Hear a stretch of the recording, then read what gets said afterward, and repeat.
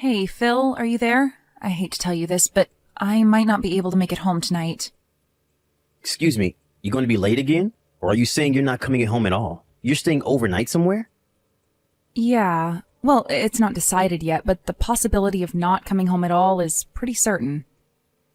Really? Didn't your company put out some policy for this winter? It's supposed to get bad today, so unless you're on the night shift, all employees are supposed to leave early because there might be transportation delays or something.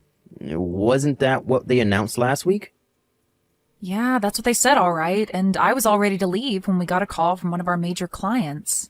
Apparently they encountered some serious system trouble on their main operating system. The weather is getting bad, but I can't just leave this and go home. We're talking about a major client. We really have to handle it tonight. Yeah, I suppose it comes with the job, huh? Being a system engineer can get pretty hectic. They're always turning to you when there's even a tiny glitch. Anyway, this isn't the first time. Remember the one last year?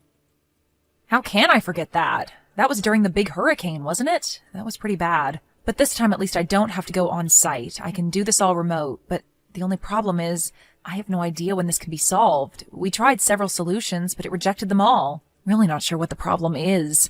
Worst case scenario, it may take all night. If, by chance, we find a solution, I can get home, but if not, I may have to stay all night. I'm really sorry about this, Phil. I hope you understand. No problem. Just don't overdo it or anything. Rest when you can. Thanks. Oh yeah, I hate to ask, but could you dump a cup of detergent in the washing machine and switch it on? It's ready to go. Huh? You want me to do the laundry? You know the dryer's on the blink. Can't hang it out to dry in this weather. Why bother?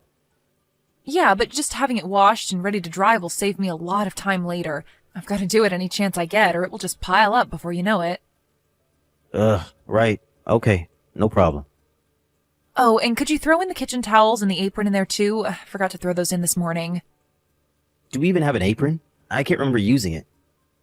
Yeah, I bought it because I'm always on the run, as you know. Didn't want to dirty up my suit in the morning. It saved me the other morning, actually. Splashed egg all over it. I left it on the kitchen table. Forgot to drop it in the washing machine this morning. It's bright blue. I can't miss it. Oh, okay. I'll check and see later on. You're doing remote work all day today, right? No change in schedule? You don't have to meet a client later or anything, right? Yep, that's right. As a matter of fact, I was in the middle of something just now. Oh, I'm sorry. I didn't realize. I thought you were on your lunch break. I'm sorry if I interrupted. Don't worry about it. After I finish this up, I'm done for the day, so no problem. Oh, okay, great. So you got the evening free then? All right then. I better be getting back to work. Gotta figure this thing out. If I'm lucky, I can get this done tonight. Wish me luck. All right, good luck.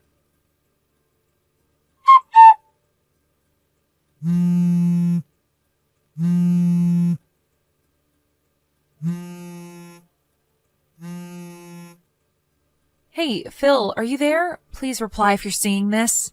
I thought you were home. You said you weren't going anywhere. It's a snowstorm out here. Where the hell did you run off to, for God's sake? Did you look outside? Have you taken a look in front of the house? Can't you see the snow piled up on the front walkway? Apparently snow slid off the roof. I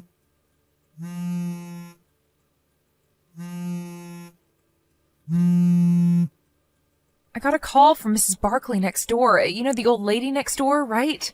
Well, she told me that there was a woman buried in the pile of snow. Must have approached the house and the snowpack slid off the roof or something. It was apparently a pretty large pack of snow. Luckily, Mrs. Barkley called the ambulance right away because nobody was home at our place. It took a while for the ambulance to get there, but she said she seemed okay as far as she could tell. As for me, I'm still at the office. We solved that system error problem, but all transportation has been delayed. I have no way to get home because of this snow. I have no idea where you are, so I'm just relaying all this information. Just so you're aware, I can't believe you're not home, Phil. Where'd you go, for crying out loud? Contact me as soon as you see this message. I just hope you're not in trouble or anything. To be honest, I'm worried sick. Phil, are you there? Where the hell are you? I can't seem to get a reply from you. Are you even seeing this? I'm not even sure if you got back home or not. I don't see an icon on screen indicating you're seeing this. Do you even have the thing turned on? Or is your battery just dead and you can't charge it? What's going on, Phil? You're scaring me. I need a reply ASAP. We need to talk about what to do about that woman who was injured in front of our house. She's at the hospital over in Richmond. We can't just ignore her. She was injured on our property. We could get sued, so contact me right away after you see this. You do realize that you're in a real precarious situation here. I hope you're aware of that, Phil. What the hell is this, Melanie? What's with this message? Sending me crap like this? Is this some kind of gag you're pulling? What's up with this? Making up some far-fetched mumbo-jumbo about you being taken away by an ambulance? What's with this play act and exaggeration? This is not even funny at all, Melanie. And even involving Mrs. Barkley? She's just a little old lady, for God's sake. How could you get her involved in your little prank? It's like you're showcasing your frustration to everybody in this neighborhood. Aren't you in the least bit embarrassed by this dumb little charade? And where were you taken? You said Richmond. Are you talking about the big one on 5th Street? I don't really care, to be honest. I don't plan on visiting you there anyways. I mean, seriously, why would I after what you pulled? Huh? Pardon me? What are you saying? I'm still at the company. I really can't get out of this right now. I'm not sure I can get home right now. Hold on a second. Pardon me? And what the hell are you blabbering about? Phil, I'm really busy right now. I thought I explained it all to you. But you just messaged me about you getting buried in front of our house and that you were taken to the hospital. What was that all about then? Phil, are you even reading that message properly? Did you just glance at it? Sure sounds like it. Huh? Wait a second. You're telling me I read it all wrong? I'm pretty sure... Just read it over one more time, would you please? And this time, slowly, so that you understand the entire situation. What is this, Melanie? Some woman was hauled off to the hospital from our house? Are you serious? It says she got buried in snow in front of our house. Are you kidding me? What the hell happened? Come on, Phil. You did that, didn't you? Huh? Excuse me? What was that crap you said to me? You read that message from me all wrong. You thought it was me that got buried in snow, and you didn't give a hoot about me. You weren't even going to visit me at the hospital. Are you serious, Phil? Your outburst is all on record, so there's no use refuting any of it. You meant what you said. There is no denying the fact. Yeah, well, I just misinterpreted the message is all. I didn't mean it. I was upset. What can I say? Oh, really? Sure seemed like you meant it. Like I said, the line messages are left on record. There is no disavowing it now. I could even print it out if I wanted to. You want me to do that? Oh, yeah, and I just got a call from the hospital. They were finally able to identify that woman that was taken there. What? They said her name was Deborah Sinclair. Ring any bells? I wonder why she was at our home. Delivering something, perhaps? Or maybe visiting someone? Hold on a second. Did you just say Deborah Sinclair? I mean, just want to confirm, you know. That's right. Sure sounds like it rings a bell with you, Phil. On the other hand, I have no recollection of such a person. Who is this Deborah Sinclair? You know her, right? Who is she, Phil? I'm not sure. I thought it was you. Yeah, and? You thought it was me, so what? Forget what I said. It's nothing. It's kind of late to be saying any of that anyways. Pardon me? Phil, do you know how much time has passed since this Deborah was taken to the hospital? It was a pretty frantic situation that unfolded over there. All the neighbors were out, the ambulance blaring down the streets, a couple of cop cars even showed up. In such a situation, don't you think they did a little background check regarding the whole thing? The cops aren't stupid, you know.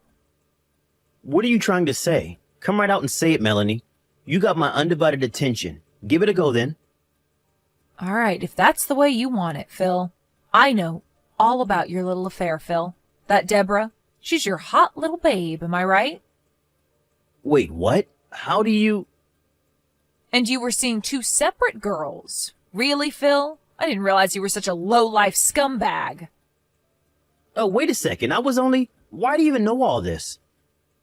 Okay, you seem completely bewildered, so let me explain the whole thing to you, Phil. Once you found out I wasn't able to come home last night because of the system troubles we had at the client's place and the fact that the traffic was all disrupted due to the snow, you immediately contacted both Deborah and this other girl you're seeing. But apparently Deborah wasn't able to make it, so you decided to spend the day with your other lover.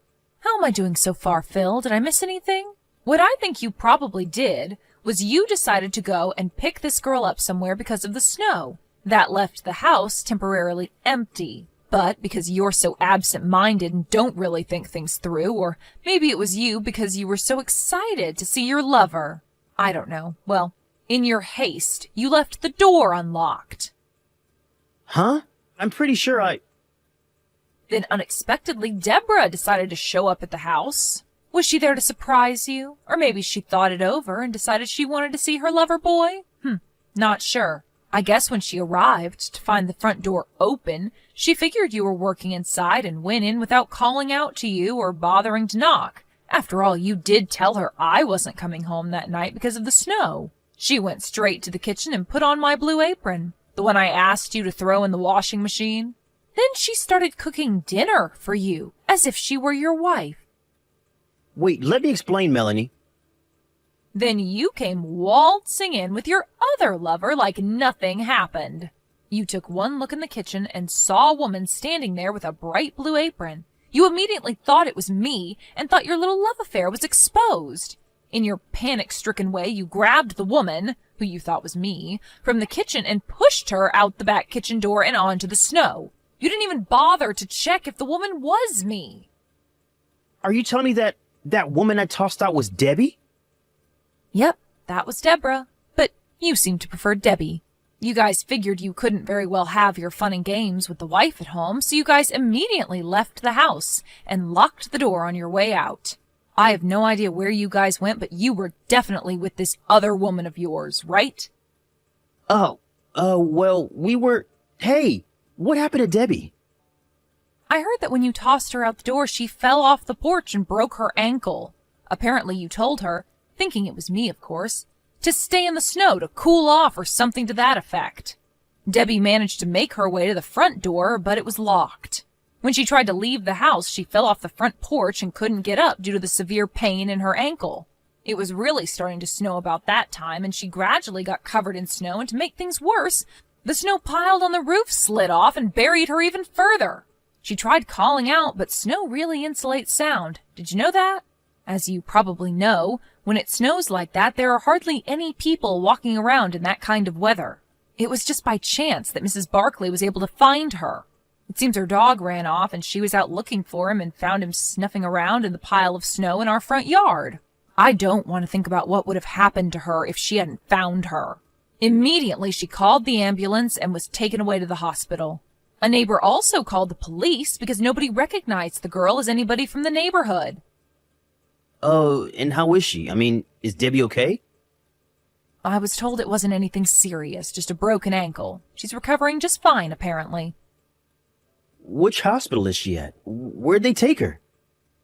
Why do you want to know? Are you intending to go visit her? Visit your lover? Huh? Well, I was just... To be honest, I'm not at all concerned about your lover. I don't even know her. But to give out information about where she is hospitalized to the very person responsible for putting her in the hospital to begin with, that makes zero sense. So I'm sorry, Phil, I have no intention of telling you anything. Rather than worrying about your sweetheart, maybe you should start worrying about yourself. Me? Why should I worry? As I mentioned earlier, a neighbor contacted the police, and the whole thing kind of got a little more complicated. What do you mean? How complicated? Did you really think the police would just let this go? Don't you think they would have investigated this? A woman was injured, you know? But the police... Why involve the police? They cleared me of any wrongdoing, but I don't know what the situation is right now. I think they're still continuing the investigation. Wait a second. What are you saying? That I may be in trouble? What's going to happen to me? What do they want from me? Don't ask me. How could you say that, Melanie? I'm your husband. How could you be so cold and unconcerned? This could be serious, you know? You're being way too unsympathetic, Melanie. Where's your compassion? Am I hearing you right, Phil? You're asking me to give you compassion? Seriously? The guy who has 2 lovers? The guy who's been cheating on me for God knows how long?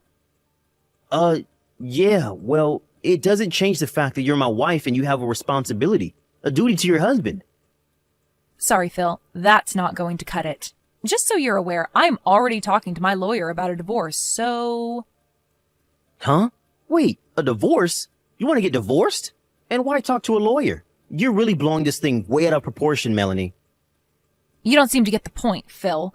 Like I said, you're the one with 2 lovers. You're the one that's been 2-timing me. I don't want to hear any crap from a jerk who's been screwing around behind my back. You got that, buddy? Yeah, well, it was just a fling. You're my main, my true love, Melanie. You know, I was just stressed out with work and all. Pardon me, I'm your main? Huh? Well, that makes me feel so special. Thanks. Yeah, what I mean is, I picked you as my wife. You were the best of... Best of the lot? Like selecting a used car or something? When are you going to get tired of that and get a new one? And by selecting, are you saying you were already going out with the other 2 girls even before we were married? Maybe there was more than 2. No, of course not. Sure sounds like it, Phil. You picked me out of the 3? I wonder why. Is it because I make more than them? No. What I'm saying is... I think I'm officially getting pissed off. Before I really go over the edge, maybe it would be better if we continued further discussions regarding this issue through our lawyers. Like I said, this whole thing about lawyers is going way too far. Let's just talk face to face. I'm sure we can work it out between us. This coming from the guy that's been screwing around behind my back? My pissed off meter just went up a notch. I wouldn't push it any further, mister. But I was just trying to... Please don't try anymore. You'll really regret it, Phil. I would advise against it. Huh? Okay, Phil, that's all I've got to say. Goodbye. Have a good life, Phil. I really was about to explode during that line exchange. Glad I cut it off in time. I talked to my lawyer after that and started the process of getting all the papers ready for the divorce. I'm so glad the lawyer will take care of the rest and not have to see Phil any more than I have to. I'm scared I may even give him a fat lip.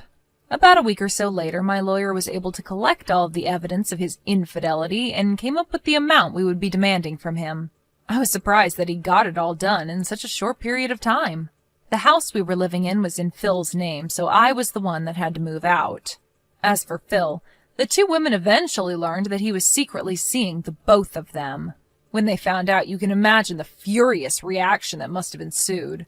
Deborah, the girl that got thrown out of the house and ended up in the hospital, is apparently pressing charges against him. The other woman is also suing him for damages. Apparently, he promised her he would get divorced and marry her. Phil kept calling me and sending long, desperate messages online, so I finally changed my phone number and line address. I really can't thank my lawyer enough for moving quickly with all this before it got completely out of control.